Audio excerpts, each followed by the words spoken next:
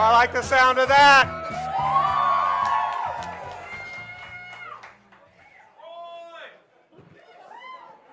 Okay, guys, I know everybody's in a celebratory mood tonight, but I want to reassure you that the health and safety of North Carolinians is my first priority as governor in this state. And with the challenge of the new coronavirus, I want you to know that my team is up to the task, that we are prepared, and we're ready to move North Carolina forward. And I'll tell you this, it has been the honor of my life to serve as governor of the greatest state in this country. You know, I grew up in eastern North Carolina, working on the farm in the summertime. My mom, a public school teacher, and it was there I learned my values. A deep faith in God, a duty to serve, a charge to help others. But I never in my wildest dreams thought that I would be up here leading the state that I love.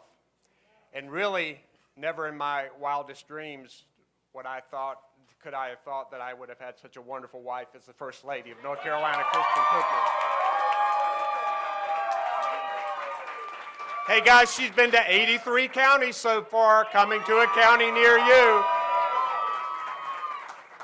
And I'm so grateful for my wonderful daughters. 2 of them are here tonight, Hillary and Natalie. And Claire's up in school in Maryland, so hi, Claire. I'll tell you, before I was governor, I was elected as Attorney General for 16 years. And there, we fixed our crime lab and helped solve cold cases to put violent criminals away and free the innocent. We ran payday lenders out of our state. We fought mortgage fraudsters and scammers and corporate polluters. We fought for people who couldn't fight for themselves.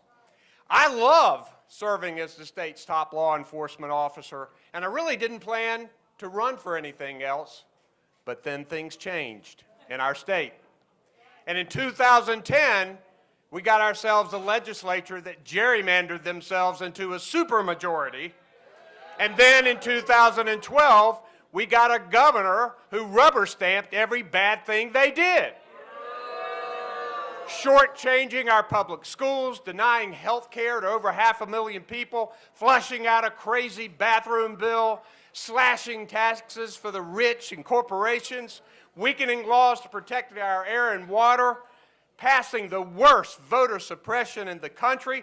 We don't have enough time to list them all. So I believed that I needed to step up and run for governor. And you believed in me.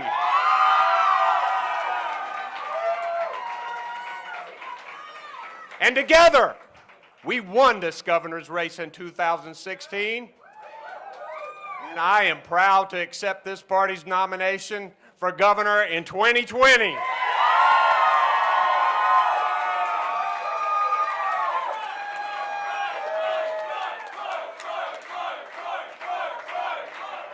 In 2016, we started righting the ship.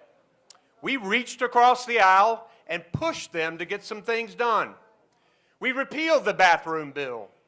We got funding for hurricane victims. We installed a better way to fund our roads, and we made progress on the opioid crisis, reducing the number of overdose deaths. But we remained unflinching in our demands for investments in public education and closing that health care coverage gap. And despite Republican hostility, we stood up to the president against offshore drilling. Not off our coast, you don't. We helped thousands of students get better jobs with community college finish line grants.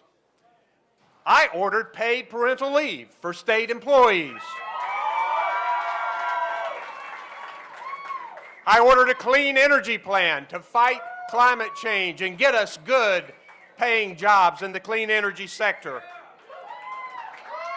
I appointed the most qualified and diverse cabinet in the history of our state,